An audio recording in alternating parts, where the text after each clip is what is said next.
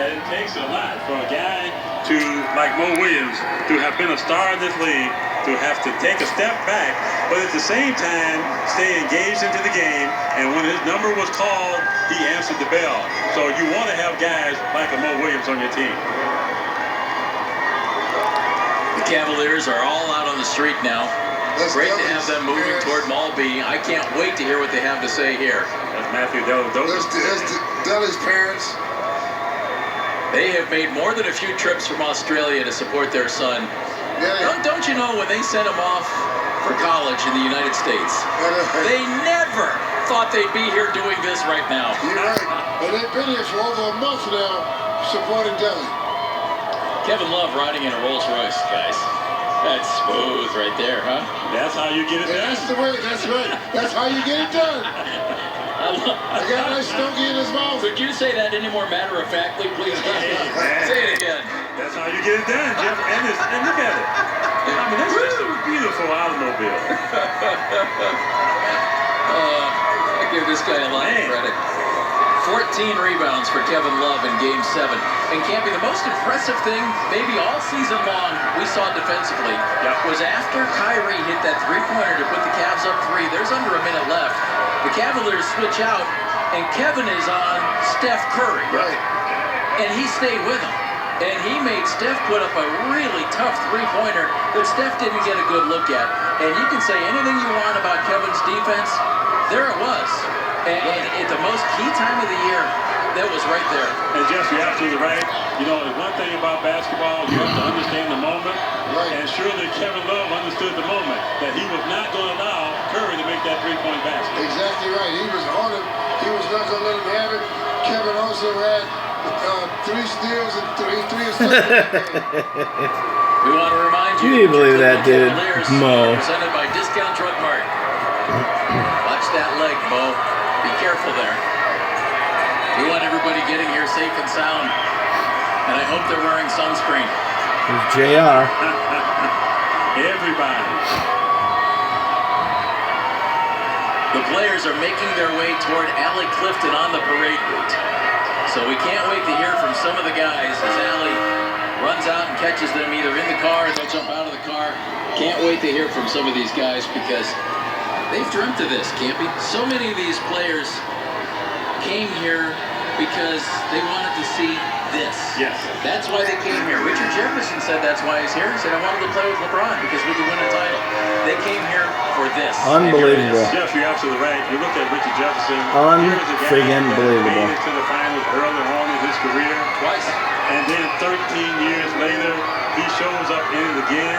And this time, they win a world championship, AC. And you look at Richard Jefferson, he was a big part of our championship this year. Oh, he was, Kevin. When he was inserted into the lineup, that gave us a different look. And really, Golden State never recovered from that moment on. They never were the same. In the locker room after Game 7, Richard, overcome with the joy of being a champion, told anybody who would listen that he's done. He's retiring. Stay tuned. Yes, stay tuned. That may not be the entire story. No, I don't think that will be. I hope Holy not. smokes. Check that out, Dan. Game 7, Wow. the way he played in the finals, it shouldn't be. And Jeff, you're absolutely right. AC just talked about it. In terms of Richard Jefferson still has a lot of athleticism in him, and he understands the most important moments. And to me, that's the beauty of having a veteran, is he understands those moments, and then he has the ability to take his game or raise his game to that moment. And Richard Jefferson did that throughout the playoffs. Kyrie Irving obviously snuck a bottle of champagne onto the plane with him coming home. Good for Kyrie.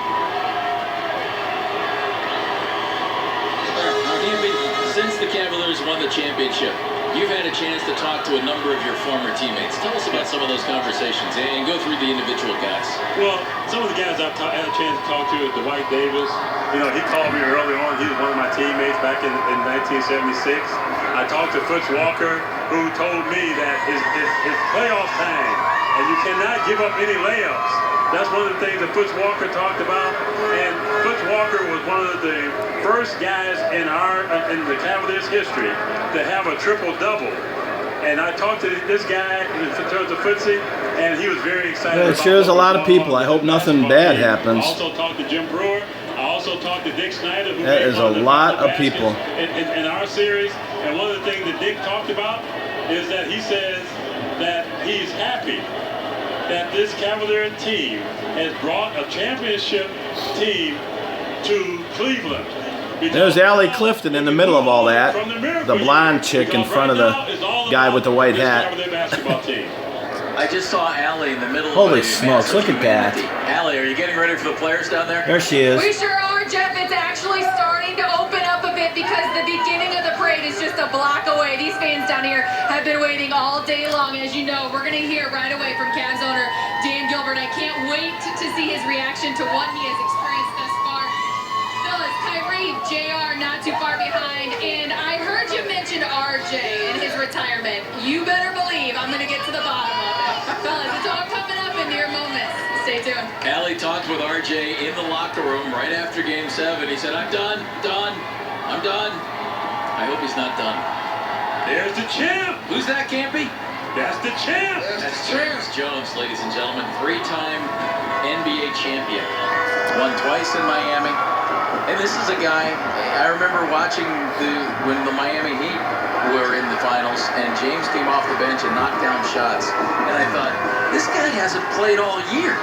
And he's stepping into the finals. That is insane. Look at that crowd. Season for the Cavaliers. He'd go a game, he'd go 5 games, he'd go 10 games without playing. All of a sudden, his number's called and he's knocking down shots. Well, he was always ready because he never changed his routine. Every day, oh my God. He do the same thing over and over and over, and he might not get his number called at all. But when his number was called, he was ready because he never changed his habits. Again, AC, that goes back to having veterans on your basketball team. And you look at the champ. The champ was very good for us all year long, and he was outstanding in the locker room. And I thought he did a good job of keeping this team connected as a team. Campy, you told me one time that leadership is all well and good, senior veteran leadership. But Holy crap. because otherwise the message doesn't carry as That's much a lot of punch. people. James